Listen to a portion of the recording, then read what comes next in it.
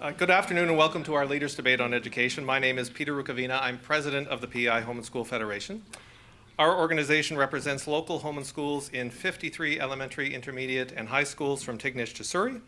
We're a collaborative body of some 40,000 parents, guardians, teachers, administrators, and staff who meet locally and cooperate provincially to advance the total well-being of every island child. This debate falls on the afternoon of our 62nd annual general meeting and comes at the end of a day of very vigorous discussion of public education amongst our members and our partners in education. Indeed, the questions for this debate were developed collaboratively this morning by our members. And you can identify our members because we're the people in the room who have name tags on. I'd like to welcome the leaders of the political parties running candidates in the May 4th provincial general election in alphabetical order by last name. They are Peter Bevan-Baker from the Green Party, Rob Lance from the PC Party, the Honourable H. Wade McLaughlin from the Liberal Party, and Mike Redmond from the NDP. I'd ask you to give them a round of applause.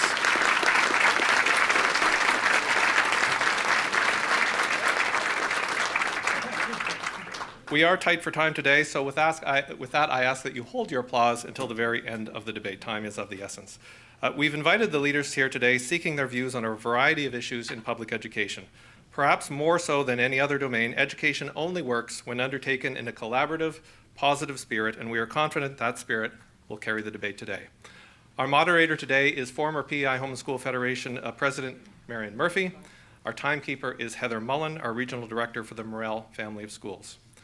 Our debate will proceed as follows. Each leader will have 2 minutes to make an opening statement. Following opening statements, the moderator will address questions to the leaders. Each leader will be given 1 minute to respond to each question. At the conclusion of the debate, each leader will have a 2-minute closing statement. Our timekeeper, Heather, will stand up or hold up a card 30 seconds before the speaking time is up for each statement and question. Will stand up at the end of each question. The speaking order for the opening statements was determined by random draw just a moment ago, and the speaking order for the closing statements will be the reverse of that. The order of answering the questions will go alphabetically and will rotate through the leaders, so each has an opportunity to answer questions first. With that, I thank you all for coming. I encourage you to engage your local candidates in a lively discussion of public education, and I cede the floor to our moderator. Good afternoon, everyone. Welcome, and thank you all for coming, to the participants and to those who have come to listen. We appreciate this time on behalf of the education of our children on PEI. This morning we talked a great deal about the importance of parent, teacher, and child.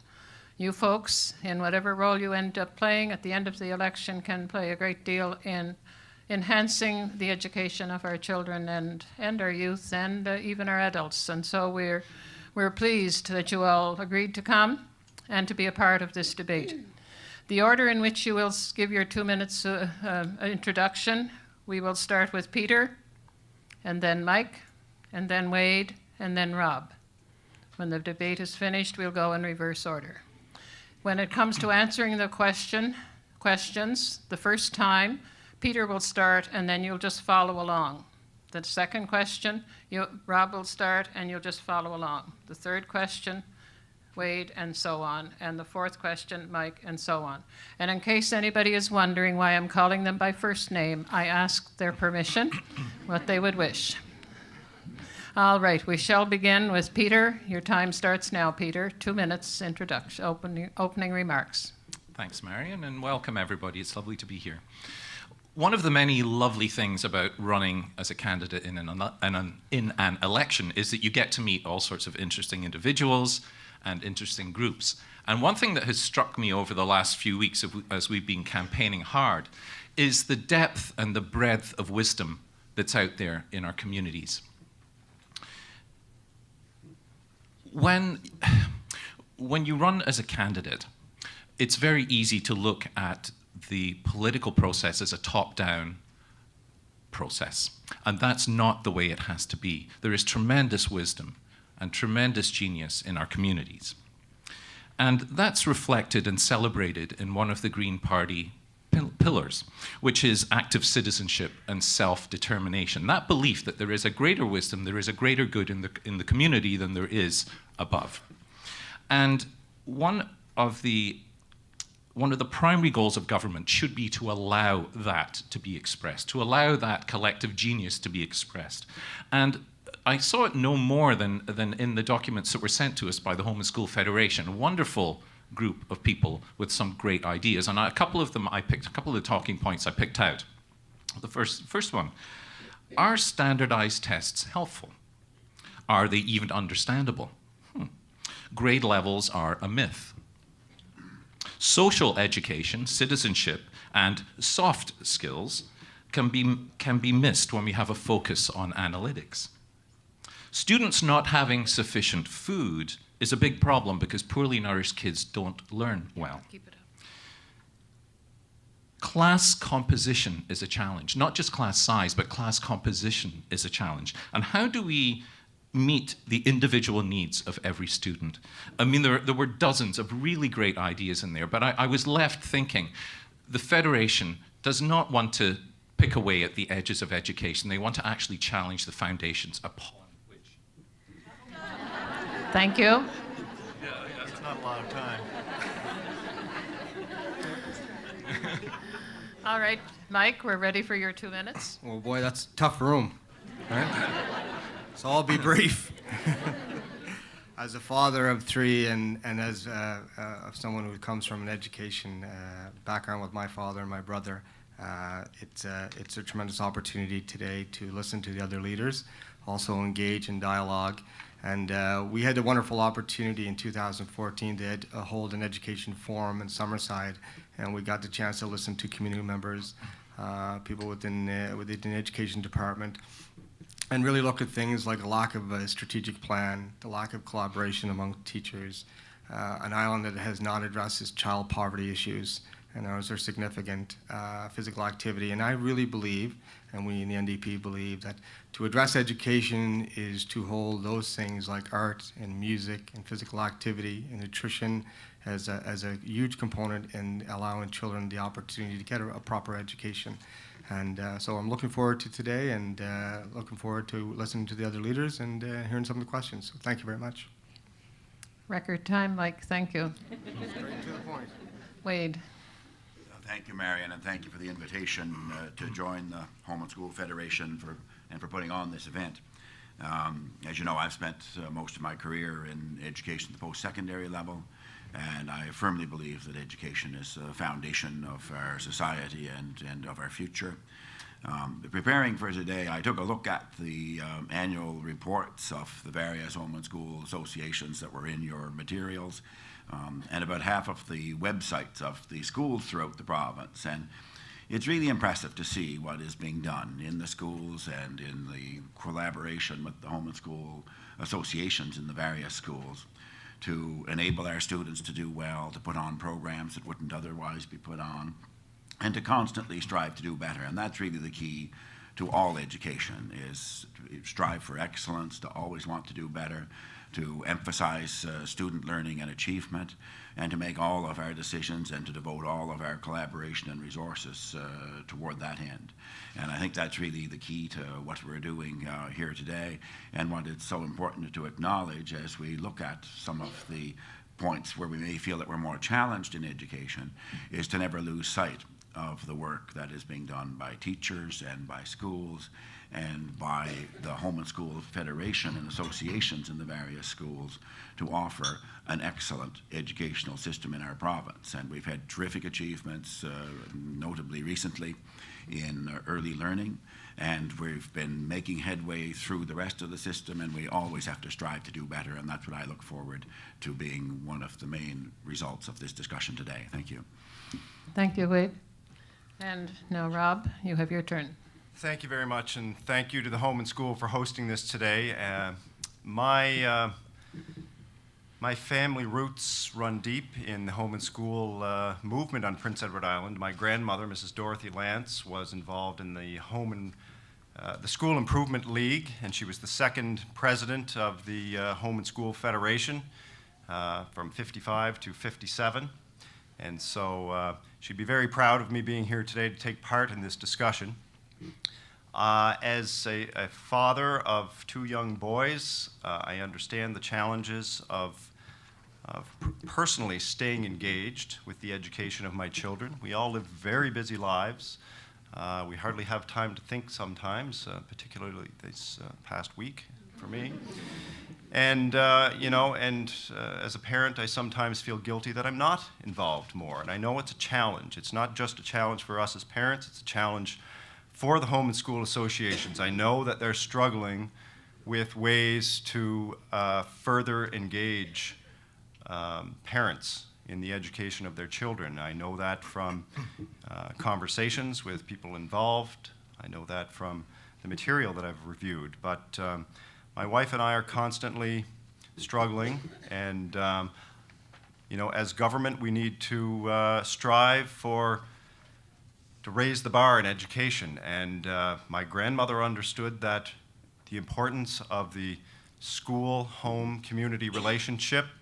I fully understand it. Our challenge is how to strengthen that relationship moving forward, because we all have the best interests of our children in mind and the future of this province. Thank you very much. Thank you, each and every one of you. And now I will read the first question. And these questions were collated from all of the people who were here this morning. They sat at their tables and they spent 45 minutes writing questions that they wished to give to you. And then those were collated and made into a simple draft question. So you will each answer the question. You have only 1 minute to answer these, but we have quite a lot of questions that we want to get to. And I'll let you know that all of the questions that were asked are now in the hands of the Federation, and they will be coming forward to you one way or another over the next months and years. So we need to thank all of the people who were here this morning to formulate those questions. And so we will be starting with Peter and just going down the line. The question is, do you support the election of school board trustees in the English Language School Board? Yes. Should I go? If you'd given me that extra 59 seconds on my opening remarks, Yes. it would be just fine. I think, in all seriousness, that one of the critical elements that's missing from our education system is more involvement of parents in the system, and an elected school board would certainly do that. I would love to see also students. Oh my gosh! Oh, that's 30 seconds, right? Yes. I thought I was getting cut off already. No. I would also love to see students elected to school boards, and I think every school should have its own its own advisory council. So yes, the English Language School Board should be elected, but I think we should go much further than that, and each family of schools should have its own elected board. Thank you.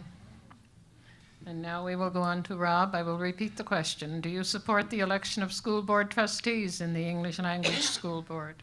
Yes. And I agree with much of what Peter just said. The challenge is to increase the participation, and we need to align the school board elections with municipal elections or provincial elections, whichever works best. But there's, that is a constant challenge when you're running any electoral process, is to engage people and drive the participation. So that needs to be looked at, but the election of school boards, I think, is absolutely mandatory to engage the community. I would say that I believe we should reserve a position on the elected school boards for the Home and School Federation to strengthen that relationship. And I would go so far as to say that the school board itself and the Home and School Federation need to have a stronger relationship, and perhaps a dedicated employee of the board. Thank you. And now, Wade, I will repeat the question. I hear the question. Do you support the election of school board trustees in the English Language School Board? Your time starts now. Yes. And then I think we have to look for ways to supplement those elected trustees, in particular where we have concerns about participation, which we have had in the past.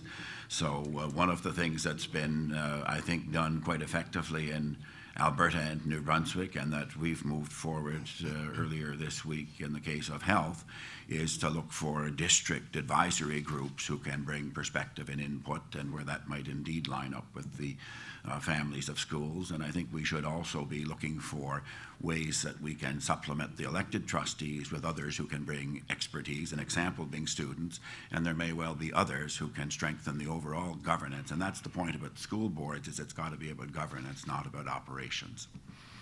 Thank you, Wade. And now, Mike, I will repeat the question. I won't repeat them all as we go along, but I just want to be fair in the first one. Do you support the election of school board trustees in the English Language School Board? And your time starts now. Yes, we do, and actually we advocated very strongly in the last couple of years to attach school board elections with municipal elections, because obviously the voter turnout for municipal elections is lower than a provincial election, and we thought it would help increase the visibility and the opportunity for people to step up.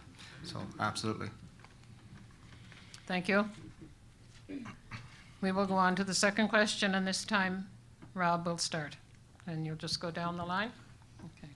And so the second question is this: what qualities will you look for in your key leadership positions, i.e. the Minister and Deputy Minister of Education?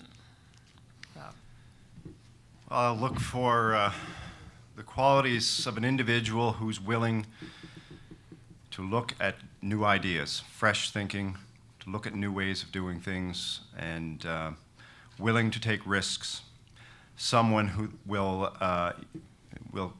engage with the education community, because I know the ideas are out there. But frankly, I'm interested in someone who is not married to the status quo. I think that there is a lot of room for improvement in our education system, and I know the solutions to raise that bar and to improve outcomes are out there. We need to listen. We need to act. It's as simple as that.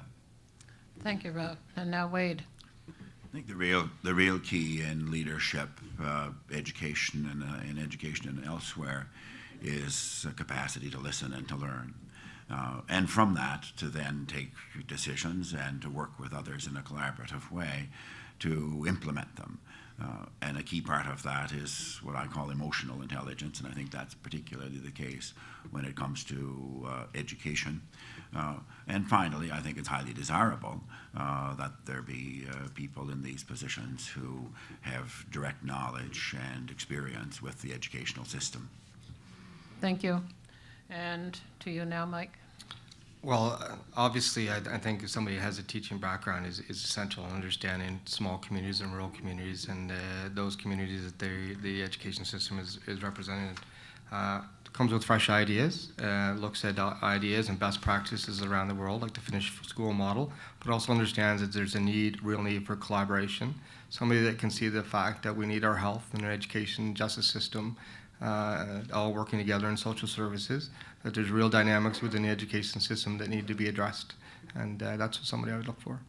Thank you. And Peter. Well, I first want to endorse all the ideas I've just heard. I think we don't do enough of that, actually. We spend too much time fighting at each other's throats, and when you hear good ideas, I think it's important that we acknowledge that. So I didn't hear anything there that I have a problem with. I think we need courageous leaders. I think we need leaders who are daring and willing to look outside the box. There are new models in education. The industrial model of education is being challenged everywhere around the world. And some very innovative things are being done, particularly in Scandinavian countries, where they recognize, I think, far more than we do here, that education is not just about educating you from the eyebrows up. It's about educating the whole child, emotionally, spiritually, physically, as well as academically. And I would like somebody in those positions who is open-minded enough, courageous enough to recognize that and be willing to look at new models of education, new ways of helping children be the best they can be. Thank you. This round, Wade, you will begin. And the question is this. We heard this morning about a group in Nova Scotia that includes unions, home and school, school boards, and the department that work collaboratively to develop a unified, cohesive plan for education. Would you commit to the establishment of a similar group on PEI? That was unions, home and school, school boards, and the department to work collaboratively to develop a unified, cohesive plan for education. Would you commit? That sounds to me a lot like the makeup that we might have in mind for these district advisory boards that I had in mind. I mean, you have to really think about how a group like that is going to then input into the overall governance of the system. I think it's fantastic if a group like that would collaborate, and I would add to it students. Thank you. And we go on to Mike. I was waiting for the question. No, I'm just joking. Sorry. Try humor there. Yes, but I'd add to that as well. And you know what? I think when you want to know what's going on in our schools, we need to engage our teachers. Our teachers know what's happening. And if I want to know how our kids are doing, I'm going to ask the teachers. I have great relationships in my own business with teachers, and we really work hard to identify those kids that have special needs, if you would, and challenges.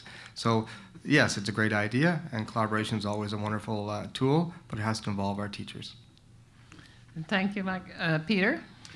Well, this perhaps allows me to finish the statement I was hoping to make in my opening remarks, where I said that there is a greater knowledge, there is a greater wisdom in the collective than there is when things come from above, when things are brought from upper levels of management. And using a collaborative approach like this, where we do involve the unions and all of the other people to establish ideas about how education will work. I think if you bring in a diversity of opinions and ideas, inevitably you will end up with a richer education system. So I think it's a wonderful idea and definitely something that the Greens would implement. Thank you, Peter. And now, Rob, do you want the question? No, it's Okay. all right. But it's hard to say anything novel when you go last. So, but I think working collaboratively should be a given when you have a group of stakeholders. It shouldn't be forced upon them. It should be something that happens naturally. But you know, there was a suggestion that we need to supplement our elected boards, and I think that there's trust issues in government in allowing elected boards to run education in this province, and I think that I wonder if that's intended to provide direction or guidance. So we need trust, we need collaboration in running our education system. Thank you. The next question is for Mike to begin with. So you'll have no trouble remembering this one, will you, say? And it's shorter, too. The current commitment is to outfit all island schools with Wi-Fi in 4 to 5 years. Is this soon enough? Well, I'll tell you what, I don't have Wi-Fi where I live, and it doesn't work very well. So the promise to have Wi-Fi across the island by the previous Liberal government has not worked. You know, it's very, very important that we give our teachers in our classrooms and our education system the best possible advantages, and the internet is obviously a very, very useful tool. So it's something that we need to change. And we actually have wonderful, wonderful small internet companies across PEI that could do the job. So we need to reach out, work with those businesses, and let's get the job done. So it has to happen sooner. Peter? Improved access to the internet is critical not only for schools but for all of rural development on Prince Edward Island. And right in our platform, we talk about enhancing high-speed internet to make sure that every community on Prince Edward Island has that. So many businesses these days are not location dependent anymore.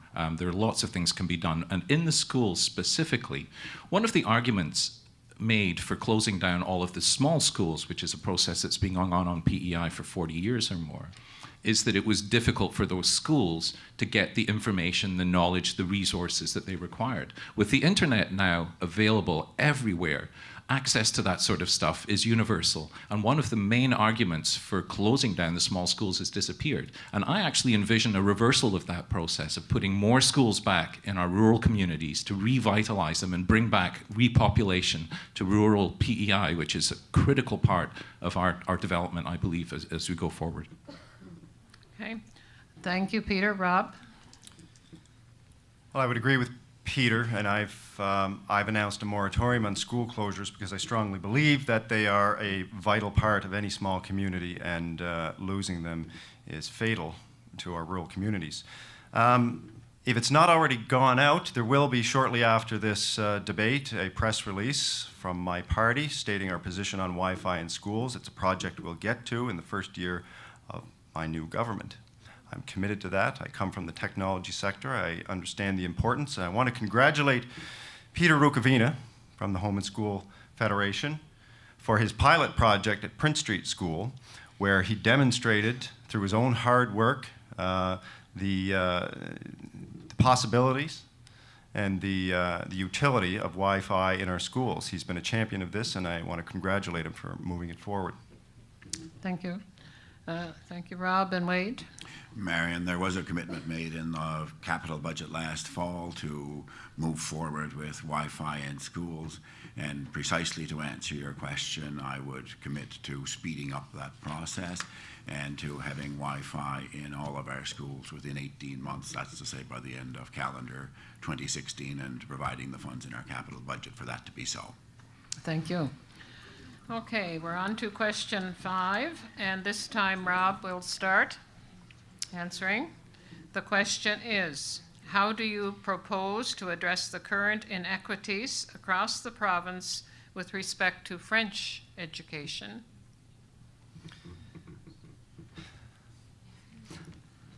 I did 12 years of French immersion. My son is in grade 7. He's starting in late immersion. And I know that there are challenges educating our children in both official languages. I had a meeting in Summerside recently about this very issue. It relates to the issues that we have with class composition and opportunity. It relates to our issues with income security.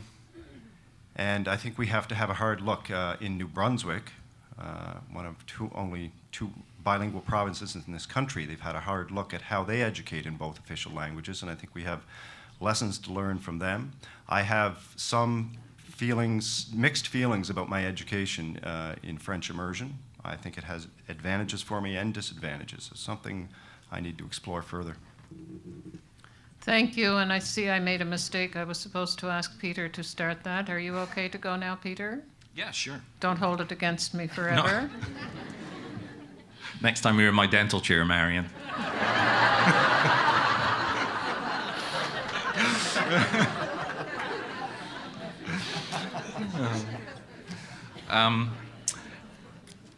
I grew up in Scotland, where bilingualism is not a big deal. However, my children were all born in Canada and speak much better French than I do. I have a very rudimentary grasp on French. I'm really glad they do. As far as the inequities are concerned, I'm not sure if you were talking about funding or access, or wasn't quite sure. It just says current inequities. Yeah. So I'm afraid I'm probably not well versed enough to answer that question, except that I absolutely value the opportunity for our children here to have to be able to learn French in the schools. Something I wish I had had, and I think we need to hang on to. Thank you. Wade? It is sort of a loaded question, current inequities, to know just where that's, what that's getting at. But let me say, the French and English learning and educational arrangements we have derived from our Constitution, and those terms of the Constitution were put in place to respond to a couple of centuries of inequities. So I think we all have to recognize that, and frankly, anytime we have diversity, to find every way possible to make the most out of it and not to see it as a problem or an inequity. And I might say I was interested to read the notes of the Prince Street Home and School Association and see that those meetings are translated into Nepalese. Thank you. And Mike? Well, I think when you're going to talk about inequities, you talk about across the board. So is an education in Georgetown the same as an education at West Kent? I'm not sure it is. And so are kids exposed to the same opportunities in music, in French, in art, in dance. And I think that our kids, we need a real strong look at what we're doing in terms of education, and we need to take a holistic approach to education, and that's the whole child. And then Peter mentioned it before, and it's something that needs to be addressed. Thank you. Number 6. This morning, the Home and School Federation passed a resolution calling for the establishment of a province-wide school lunch program. Will you commit to working with Home and School to move this issue forward? You may go. Who's first? Well, now, it's arguable, but you got a chance to go first, Robin. Maybe I'll let Peter go, and then we'll get back on track. Is that Sure. okay? Absolutely. Okay. My counterpart in New Brunswick, the leader of the Green Party there, David Kuhn, who was elected in the most recent provincial election, the first bill that he brought to the legislature in New Brunswick was a Local Food Security Act. Part of that involves institutional buying in schools so that schools could have access to locally produced healthy food. That is absolutely the first bill that I will bring to the House of the Legislature if I am elected on May the 4th. Providing healthy food for every single island child is a critical part of their education. I said in my opening remarks that undernourished children just do not learn as well as others. So providing a nutritional lunch and as part of that Local Food Security Act would be the first thing that I would do as a Green Party member. Thank you. And Rob? Well, I think we should certainly look at expanding on the food offerings in our schools now and moving towards a formal lunch program in schools. But I would echo what Peter says. I have a big interest in dietary issues. I've solved some of my own health problems through dietary changes, and I think that our Canada's food guide has got everything just about backwards. The issues we have with obesity are caused by primarily by our high carbohydrate, sugar diet, and it's difficult to get kids to eat well in school if they don't have a foundation of eating well at home. So those are all challenges in creating a program like this. And of course, it's vital to learning. So absolutely, we need to move in that direction. Thank you, Rob. Wade? Yes, Marion, I'd be prepared to commit to collaborate on this. And I think when one responds to this, you always have to remember, like, we're the leaders of a political party. There's a school board, there are teachers, there are home and school associations that already have breakfast and lunch programs. So I think government has to find its place so that it doesn't interfere with or take away from those existing efforts, but to build on them. And government's part might be best to buy local produce and find a way to make that available to supplement and to make stronger the existing meal programs, both breakfast and lunch, which I think are very admirable and have come about through the efforts of volunteers and schools and teachers volunteering their time. So we don't want to take away from that. Thank you. And Mike? Well, what I will say to start is it's great to have the breakfast and lunch programs that we have that exist today, but they're a charitable model. And we need to look at the government holding its responsibility. We have 5,000 children in this province living in poverty. That's a shameful statistic. And that has a dramatic effect on a child's ability to get an education. And you know, if there's an economic impact as well. We've advocated a universal breakfast and lunch program. It will create jobs. It will feed our kids.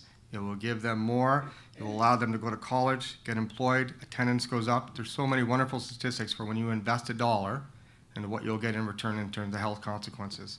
And no longer can we, and wages bring up the buy local program, and what I will say is, we better pay attention to the CETA agreement when we talk about buy local, because signing off on CETA will take that away from us.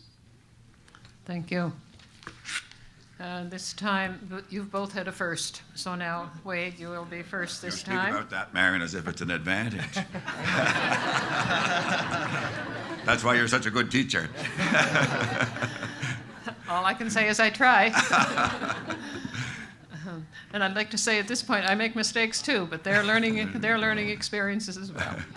All right. So Wade, the School Act establishes free school privileges for all students. Yet, there are an increasing number of student fees, sports fees, and obligations to fundraise. What will you do to return PEI to being a leader in the provision of free, equitable education? I think that's, I have to say, a tough question to say I'm going to return to free, equitable education if it means that this is all going to be wiped out, because a lot of what we've been able to put in place has been made possible through those fees and through the contributions and the volunteer efforts, notably of the Home and School Associations. You just have to read through those annual reports. So for me to sit here as someone who may be a premier after the 4th of May and say I'm going to get rid of all of that doesn't seem like a particularly smart thing to say.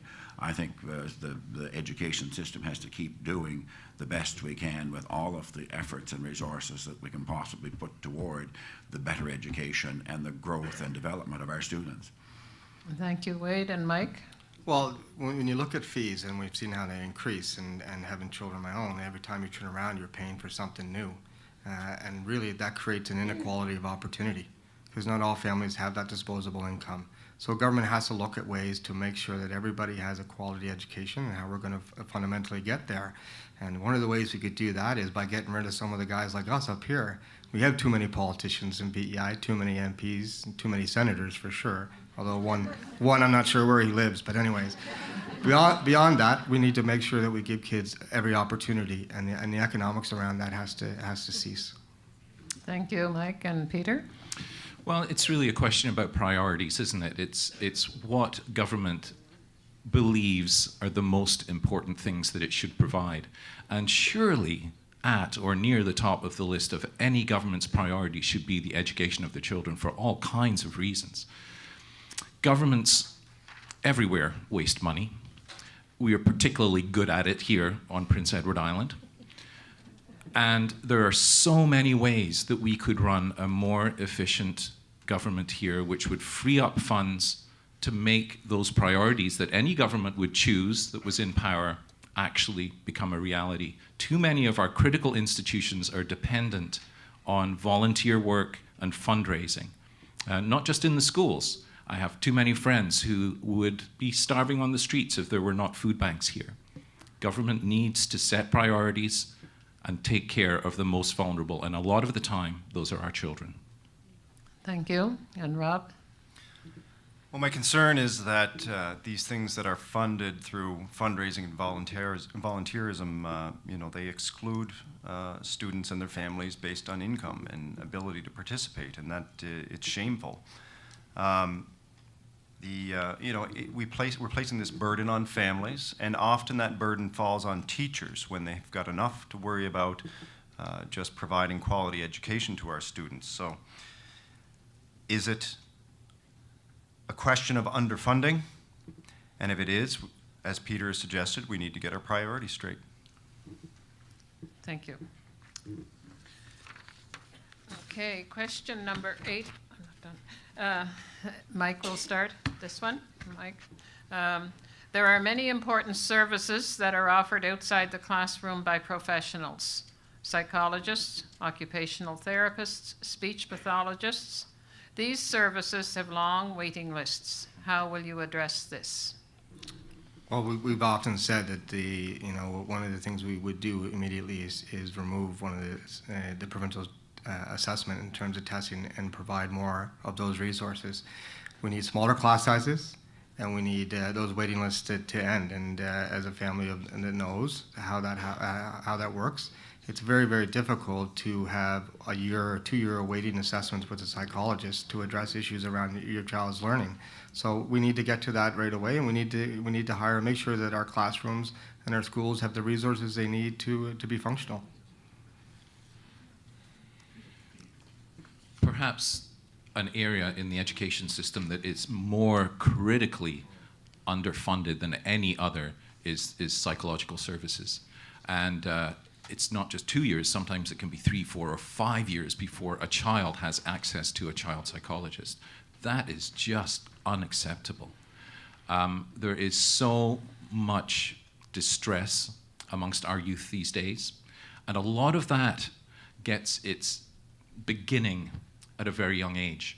if that were intercepted, if we had enough psychologists, psychotherapists, just resources in the school, they don't even have to be certifiably trained psychologists, just more teachers who can just be a friend to the kids when they need what they need, then it will it will get rid of all kinds of problems that come down the pipe later, health problems, law and order problems, all sorts of stuff. Thank you, Peter. Rob?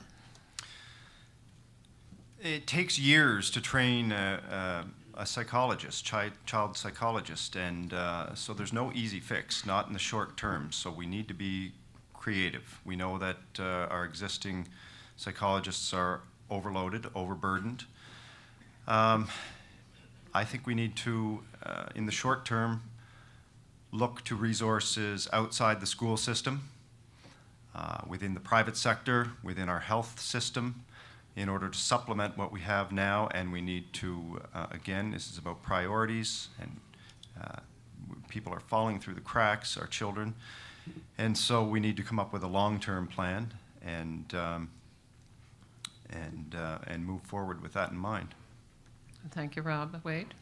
On Tuesday of this week, as part of our health program, we announced and committed to additional resources for preschool testing, for autism, for physiotherapy, for audiology, and for speech-language pathology. So we recognize that there is a need, and we realize that that is an issue for families, and in particular for students, and the earlier that that is addressed, the better. Thank you. We move on now to number 9. And number 9, we'll begin with just Peter. No? No.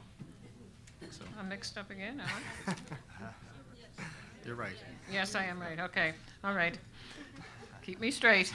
The question is, what is your position on the role of standardized testing in the education system? The role of standardized testing. I think it plays far too prominent a role in our system. I think it causes teachers to teach to the tests. I think it ignores the needs of many children. I think it causes all sorts of problems.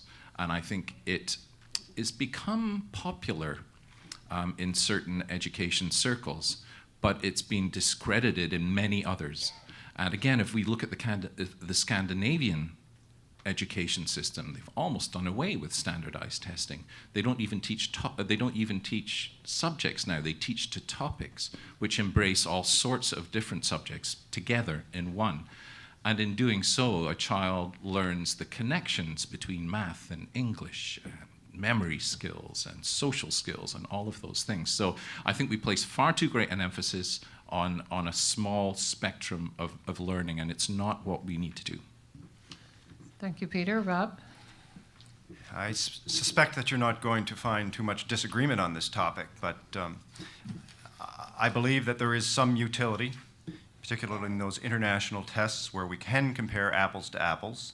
From what I'm hearing from the community, from the teaching community even, is that in particular our provincial common assessments, that it's just taking too much time and resources for the teachers, and that the results are not used in any meaningful way.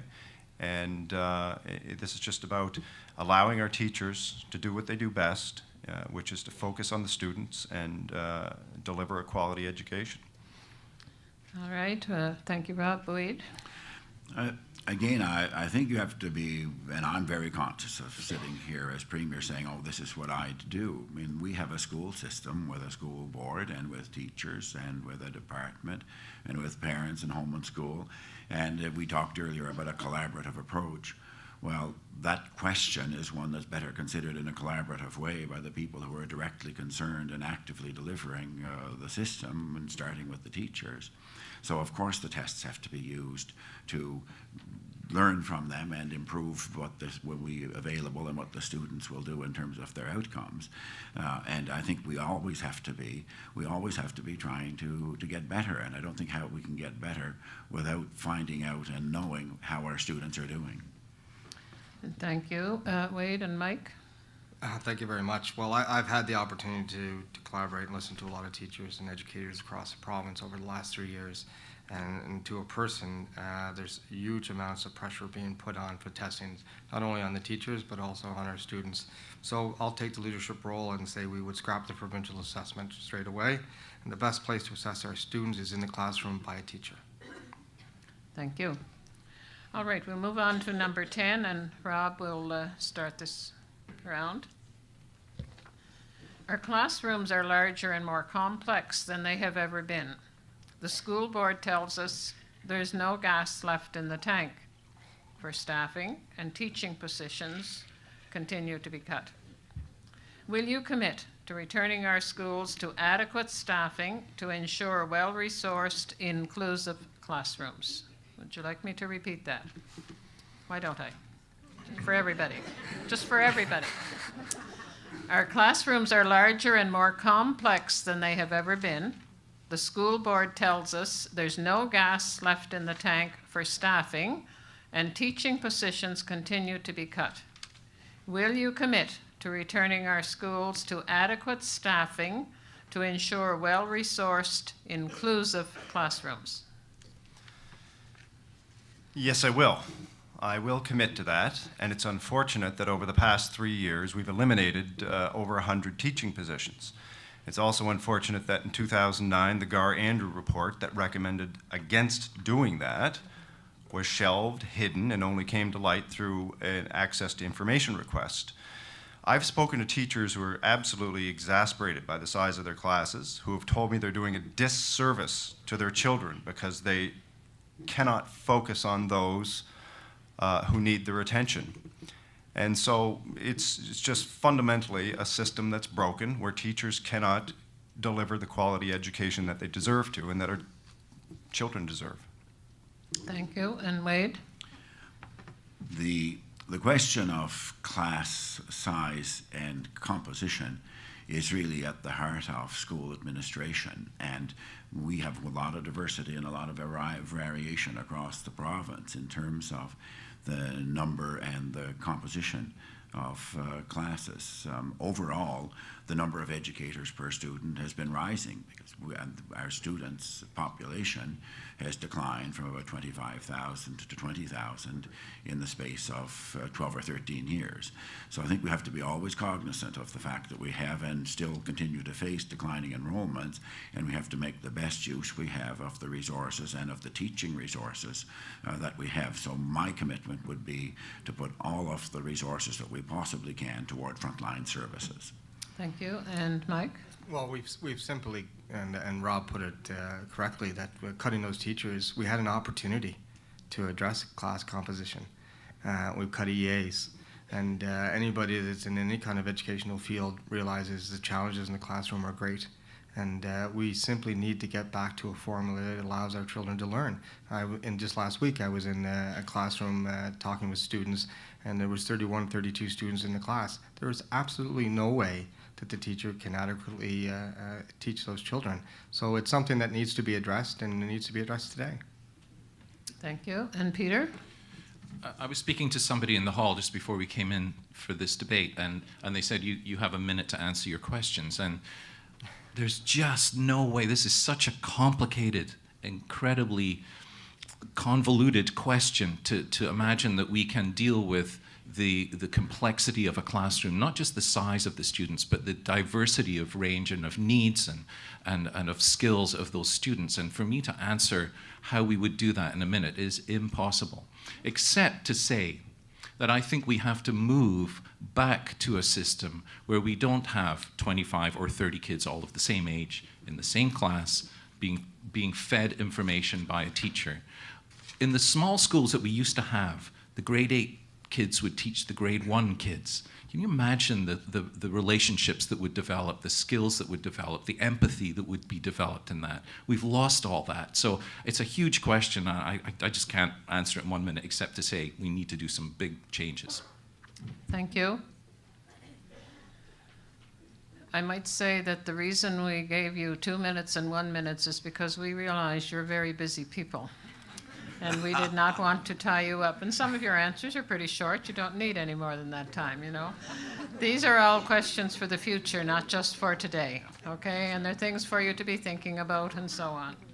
All right, question number 11, and this is the final question that has been given to me. Then we will have, okay, they've got another message here for me. Wade will begin this. And our schools range in size from 60 students to more than 1,000. Do your plans include possible school closures in the future? Let me say, we started out by speaking about school boards and the responsibility and authority that they would have.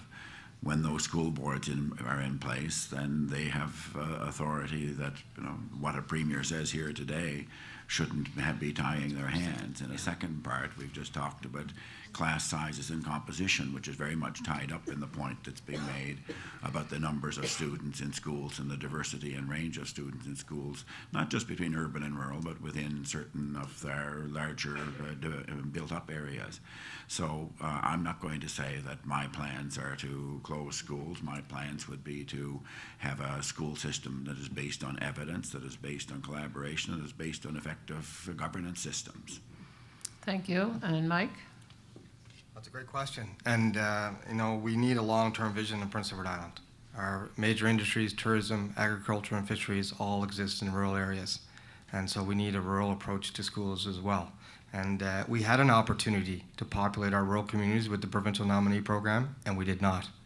We used that money in inefficient ways, and people filled their pockets, as opposed to looking at rural communities and putting people in those communities for workforces, for education and building families. So I will tell you today, and it will be a commitment from the NDP, we would look to revitalizing our communities, rebuilding our rural communities, and that's a big part of Prince Edward Island.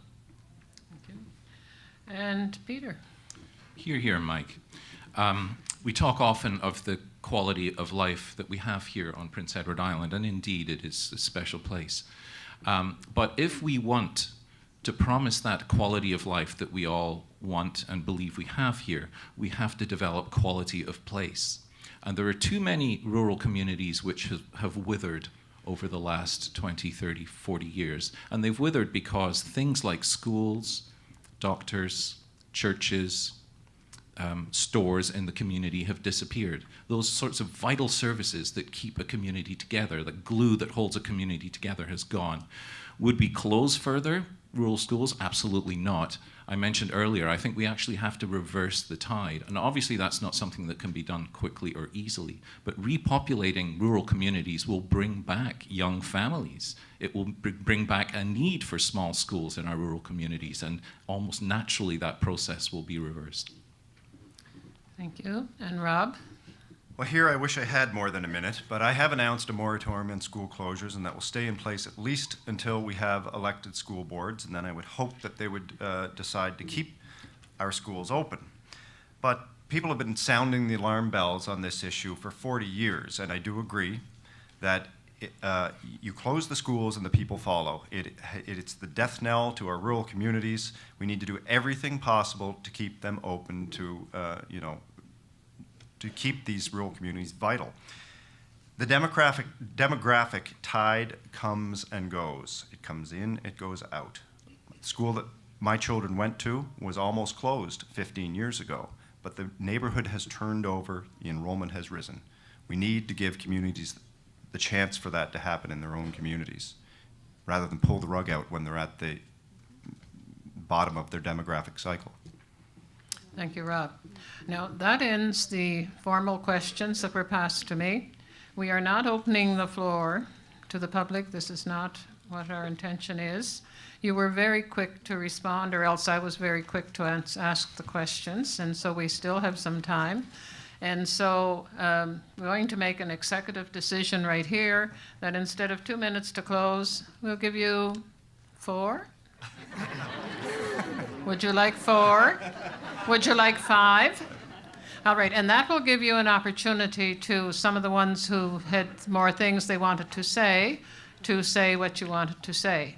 But once again, the mic will be cut off at the end of that time. Do you all agree to that, by the way? Sure. Is that okay? You're the boss. All right, you're okay. So you got lots of time now to sum up what you didn't get a chance to sum up either in the beginning or as we went along. And now we go in the reverse order, and I have it right here. So me saying that gave you, Rob, a chance to get your breath again. And away you go, Rob. You're first. Well, I don't think I'll require 4 or 5 minutes, but let me just say again, thank you for having us here today. It has been a challenge to prepare for any of the debates. We're running flat out, and we're out there listening to people. Rather than speaking to you, as we are in this format here, I am still very much in the listening phase and learning about your challenges, your issues in many areas of Prince Edward Island. And it's very enjoyable, and it gives me hope for the future. As far as education goes, my kids are entering their formative years. I'm fortunate that they are doing very well in their education. In fact, when I meet with their teachers, I'm often asking them to challenge them more, because I felt, as a good student throughout my early learning, I felt that I wasn't challenged, and I feel that that was a disadvantage. I feel that it was a disservice in some ways to me. I breezed through school, and there wasn't the opportunity for those challenges. And I feel in some ways it held me back. Just as in some ways I know there were advantages and disadvantages to my French immersion education. My youngest son plays chess, and it's been such a wonderful opportunity, learning opportunity for him. And I understand in Quebec that they've integrated it right into their curriculum, into their schools. And it's such an opportunity for him to learn logic skills and spatial development and decision making and strategy. We need to look at devices like that for teaching our children the skills the critical skills that they need in life. Our school system needs to develop resilient individuals, self-reliant individuals. We all know about helicopter parenting, and we're all guilty of it, but we need to move away from that and challenge our kids to be more independent in school. I don't help my kids with their homework unless they absolutely need it, and I let them fail if they do, if necessary. Sometimes they need to make mistakes. And so these are just some of my own personal thoughts about the subject of education. That's really all I've got to say at this point. I look forward to learning more and more and more about the challenges in education in Prince Edward Island, and then working with you as the next leader of your government to raise the bar in education. Thank you, Rob. And Wade? Marion, a lot of the questions that have been raised today come one way or another to resources. And it always feels like we're under strain or we're making choices, and that's the nature of resources. Money and time are always scarce. And currently in Prince Edward Island, we devote more than 20% of our provincial spending to the K-12 system. If you combine that with the resources that are devoted to through the health system, to what in effect is education, through the post-secondary system, and indeed through increasingly social services that is tied in many ways with education, it's a very big part of who we are and what we care about as a province, nudging up against 80% of our total spending when you put health, education, social services, and those related pieces together. So really, in a province that is highly taxed relative to others, in a province that has gone a long time without balancing its books, I think we always have to be coming at these questions in a collaborative fashion and in a way that recognizes that we're constantly making choices about putting the best and most important resources toward our students and to their success. And I think that's ultimately what a school system and an educational system in its totality, including the home and school and the parents and the ways in which people interact in our communities. I think one way of knowing whether we're doing well enough as an educational system, or for that matter as a province, won't be whether we have this number of standardized tests or it's in this year or that year. It'll be whether your grandmother asks you what you learned today. And that, in fact, is an ultimate way of knowing that as a culture, we are really dedicated to learning and focused on our students. Further, I think we've got to be constantly working in a way that puts more capacity and time and resources in the hands of those on the front lines. I spoke to someone recently who was for many years involved in teaching, then as a principal, and then in school administration. And he said, you know, when I got to the end of all of that, and we'd been through many reforms and different theories and ways of considering things, and he said, I realized that it's really to let the teachers teach. And I believe that's important, and it's certainly reflected in my own experience, the first 8 years of which, Peter, were in one of those rural schools that you refer to, and I got a good education there. So I'll agree with you on that. Whether we can go back will be an interesting question. There's a good chance that we'll have some communities of Mennonites moving to Prince Edward Island shortly, who may in fact give us a chance to see what a one-room school can do. And I want to pick up on something else that Peter said. Much of what we've talked about here today feels like we're trying to work around the edges or to come at things in a way that does indeed struggle with what is a very big and structurally organized status quo. And we should find a way as a province to really engage each other in what could be, let me say, a radical way to ask how we could do better in our total education system. And the ultimate test of that would be how our students can do better and learn more and be happy and be growing and developing as citizens. And if we do that, I think we'll find that meetings like this will be happy and growing and developing experiences for all of us. Now, let me say, I think this has been a very important day today, and the questions that have come forward, the amount of time that was put into developing those questions, and the effort at the level of schools and communities and home and school associations that brought us here today is very, very important to the success of our students and to our province and to our educational system. So thank you, and thank you for the invitation to be here. Thank you, Wade. And Mike? Again, I'll readdress to it. It's been a wonderful opportunity to speak with you all today and listen to the questions and the concerns.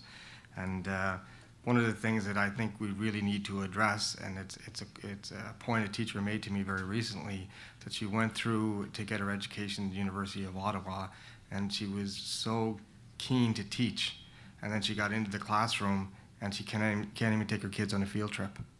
Right? We live on an island. We have so much of opportunity here. We have streams, hiking trails, farms. There's so much learning to be done. It's not in a classroom all the time. And kids learn differently. And as a coach for so many years, I understand that a lot of kids are practical learners too. So we need to be able to help those kids that learn in different ways achieve the success that they want to. And I'm reminded too that when you look back, there's not just one Gar Andrews reports collecting dust. There's more than one. And we don't have a strategic plan, not since 1999, 2004. And one of the lines that sticks out to me is in the Department of Education and Early Childhood Development, its vision is expressed in one sentence, that all children and students achieve to their full potential. This isn't a vision for the future. This is lip service. Right? It's reflective of a government that lacks the knowledge and imagination to plan for our children's future. This government's strategy for education isn't visionary. It's very much reactive, and it's lurching from one crisis to the next. So we need a holistic approach to education. We also have to take responsibility as a government for the social determinants of health. We have an immense poverty issue in PEI, and people don't want to talk about it. We have huge food insecurity. Our kids are not eating a healthy diet. And even those kids that are affluent, they're not eating the right foods. I see it every single day We're running 100 miles an hour to get to A to B, and our kids aren't having the proper diet to succeed. And that has a dramatic effect on their education and their opportunity. So I understand the struggles that people are living with. We have to address livable wages, the basic income guarantee. We haven't talked a whole lot today about mental health and addictions. It's rampant in our communities, and we've closed. One government closed all the addiction beds, and the other one is starting to now address some of those issues.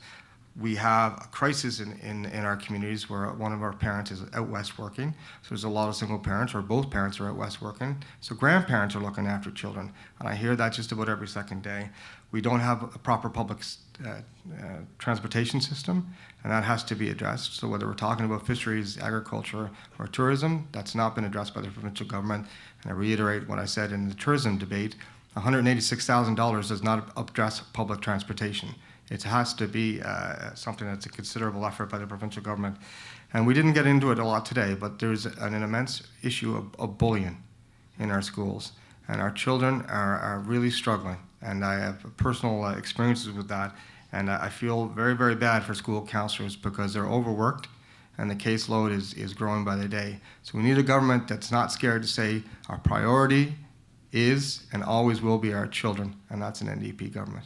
Thank you. Thank you, Mike. And Peter? You might be forgiven for thinking that the 4 people in front of you are all running for the same party. Quite extraordinary, actually, the collegial feeling up here, and the fact that the ideas were pretty well universally expressed in different ways. However, I think there are some significant differences, and I hope in my little summation here I'm able to explain to you what is fundamentally different about the Green Party approach, not just to education, but to governance in general. In our schools, we teach subjects in hermetically sealed silos. You go and you sit and you do math for 50 minutes, you leave, you go and do geography, you don't, you get the picture. And I mentioned in my opening remarks that in some countries, that idea of teaching to subject has been completely abandoned. And they now teach to topic. Let's imagine, for example, in Englewood School, where my kids went, we have a class on going to the restaurant, where you are, in doing so, developing communication skills, you're developing written skills, you're developing math skills, you could develop language skills, it could be a French restaurant. You could be developing cooking skills because you could actually serve a meal. All of these things would develop a wide variety of skills in kids. They would have fun doing it, and they would be learning without even recognizing it.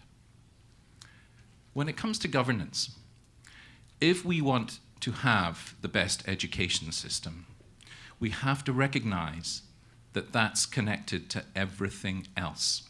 We can't have the best education system if we have bad health. We can't have the best education system if we have chronic poverty. We can't have the best education system if we have poor governance and fiscal management. All of these things must work together. The Green Party approach to governance is an integrated one, where all of these subjects, all of these factors that influence each other and are connected to each other are balanced, are looked at in the long term. And that is very different from what you will find in any, actually you won't find another platform yet. The fellas sitting beside me here have planks of their platform, but none of them has released their entire document yet. The Green Party did that almost 3 weeks ago, and I encourage you to go and look at it. It's a document in which this idea of producing a better education system is based on producing better rural communities, a healthier environment, clean air, good water, healthy soil. It's based on a better healthcare system where we take care of health as much as we take care of illness, being proactive, being preventative. It's about eliminating poverty in our community so kids are given an opportunity. All of these things have to work together to bring a better education system. So, I invite you to read that, and I think a lot of you out there may discover that you're more green than you think. Thank you. And thank you all. I've always been a person who liked to start on time and end before time. And I'm sure the people who are here from the western part of the province and the eastern part will be glad to get home a little bit earlier than they thought or have a minute to go and shop in Charlottetown. It's important that you know that there are representatives here from the west and from the east and from the central part of the province, and that's why it's so important for you to hear what they thought. I heard a couple of speakers talking about teaching moments, and that was what I did when I was a teacher, and I think it's one reason why I succeeded as well as I did, because I grabbed every teaching moment. When a child is ready to learn, teach him what he wants to know, answer his question. I appreciated hearing that from you folks, that you're interested in that. You know, you've got a busy time ahead of you. I wish you well. There'll only be one premier at the end of the day, but you'll all still be there to helpfully to support one another. I think that that's what my biggest wish for you would be, whoever's there, that you would continue to feed in ideas. Home and school will continue to feed you ideas. I can assure you of that.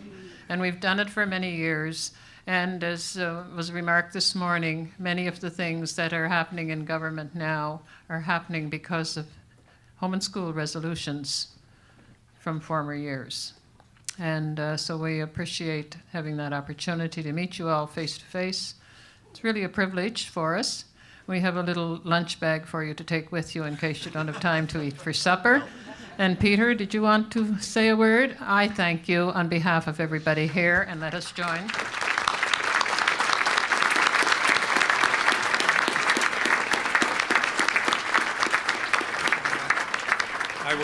I will echo Marion's thanks to each of the leaders. Thank you for giving of your time. All of your party representatives said yes as soon as we asked 3 or 4 weeks ago. We didn't know at that time there would be an election. Who knew?